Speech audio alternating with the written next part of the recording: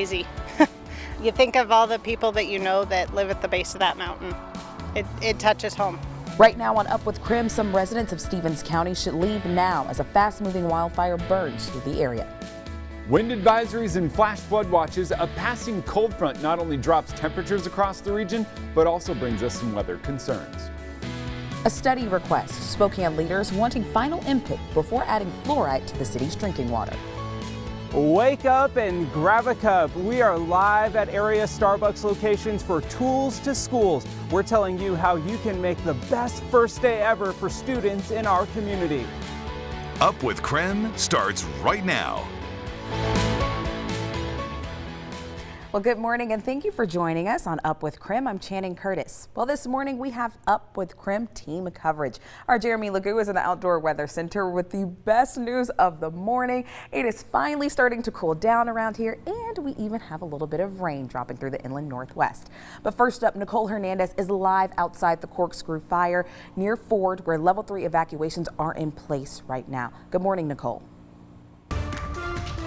Yeah, good morning, Channing. So right now I'm at the Clayton Fairgrounds, where we can see we have some adorable animals here, but obviously here for a pretty scary reason. So we've got these cows right here who have just been nibbling and loving this morning. We've also got a bunch of sheep and goats here, and then around the corner we have some pigs as well. So they have dozens of animals just in this spot right here. There's also a good amount of horses down the way. There's bunnies, there's chickens. They said they have 50 cats here at this point. This is all animals that they've had to take in because of this fire here that of course is still actively burning. So we were able to see when we first got here some of the glow of that fire. Now that the sun is up, that has kind of dissipated at this point, but the fire is currently burning in timber, grass, and brush. This has caused several evacuations in this area.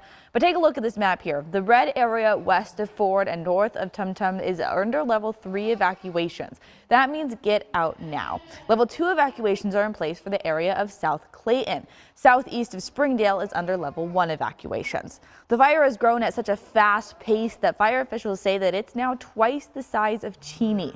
Many residents watched as the flames raced towards their homes yesterday without a moment's notice to leave. One couple says they watched as the flames nearly reached their home. Well, it was pretty wild. We got lucky. I mean, really, it was like a matter of perfect timing. We almost lost the house, the shop, the whole neighborhood.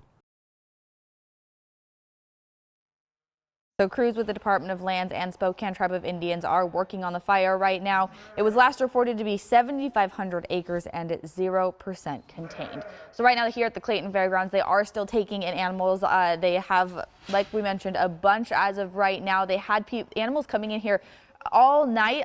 The person who's helping run this got only about an hour and a half of sleep, was at home by midnight, back up by 1:30 to help bring in more animals here. They're also taking animals at the Springdale Rodeo grounds, and if anyone, the actual people, need a place to stay, there's also a Red Cross shelter at the Deer Park High School. So live here in Stevens County, I'm Nicole Hernandez. The Spokane County Sheriff's Office is asking people boating on Long Lake to avoid the area between Tum Tum and the Long Lake Dam. Now, crews helping to fight that Ford Corkscrew Fire are retrieving water from the area, and they're having difficulty doing that due to the boats in the way. Authorities are asking that you avoid this area for the rest of today as well as tomorrow. Now, we're following dozens of fires around eastern Washington and North Idaho this morning. So for the latest updates, you can text the word fire to 509-448-2000. We'll send those updates right to your phone. All right, Jeremy Legou is in the Outdoor Weather Center. And Jeremy, I have a feeling it's feeling kind of nice and cool out there this morning for a change. Yeah, I actually had a moment here where I was going, is that what cold feels like? Am I cold right now? Is this, I don't know what that feels like. We anymore, forgot. Yeah, I might actually be a little bit cold right now. And when it comes to temperatures, it suggests I shouldn't be. 65 degrees at Spokane International Airport. We have some mild temperatures early on this morning and some decent air quality. AQI sits at a 62, but despite it being at a 62, I can still smell a little bit of that smoke in the air. What's happening is some of that moisture coming down is pulling some of the smoke from the higher levels of the atmosphere, but it's still sitting at a 62 in terms of air quality, a little bit worse off to the north, closer to some of those fires, of course. But when it comes to temperatures, everybody's a little bit cooler. Look at Sandpoint dipping into the 50s. Oh my goodness. I feel like I just need to go up and say hi to Sandpoint because it's so nice there. Temperatures are going to stay cool. Wind is going to stay strong. We're going to see wind very similar to what we saw yesterday back behind the front. Places like Omak will see some gustier wind later on this afternoon, and that is as we see some moisture developing, most of that staying off to the north.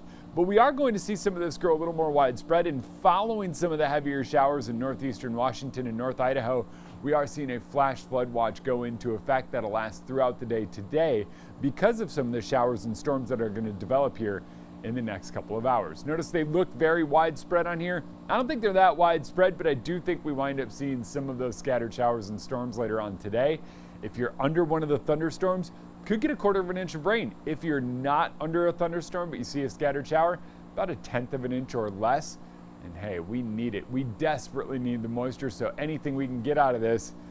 And we desperately want a cool down. I don't know about you, but I'm kind of over temperatures in the upper 90s and near 100. So for me, a day with a high temperature of near 70 degrees sounds absolutely wonderful. Shannon? I agree, Jeremy. It sounds great. Well, it's 6:04. Time now for your morning rush. Stories to start your morning. First up, starting tomorrow, masks will be required inside all Spokane City buildings, regardless of your vaccination status. Mayor Nadine Woodward made the announcement this week. Now, the new rule applies to employees and visitors inside facilities, including City Hall, the Corbin Arts Center, and indoor Riverfront Park buildings. And experts expected to recommend COVID-19 vaccine boosters for all Americans regardless of age, just 8 months after you've received your second dose of the shot. Now, the goal is to ensure lasting protection against the coronavirus as the Delta variant spreads across the country. An announcement was expected as soon as this week, with doses beginning to be administered widely once the FDA formally approves the vaccines. Health officials recommend boosters last week for some with weakened immune systems. And Pig Out in the Park is officially canceled for the second year in a row. The popular event was canceled due to the recent rise in COVID cases in the area. Organizers say they've had many challenges when it comes to protecting against COVID, but the event is now rescheduled for August 31st of 2022. That's your Morning Rush. More news in less time. Let us know what's going on in your neighborhood by using the hashtag #UpWithKREM on social media. Well, it is almost time for kiddos to head back to school, but schools in our area are in need more now than ever. Tim Pham joins us live this morning to talk about how you at home can help out. Hey, good morning, Shannon. We are inside the Starbucks on 3rd and Walnut in downtown Spokane. Gosh, it just smells wonderful in here. I don't know about you. I love the smell of coffee, and I also love helping out students in our community, and that's what Tools to School is all about. It is about making a difference in the lives of students in the Spokane and Coeur d'Alene area, and you can make a difference. Let's tell you how. So come with me this way. My friend Rachel over here, all you gotta do, come visit Rachel or someone else at Starbucks, grab a cup of coffee. You gotta pay for it though. You'll get a QR code on the cup.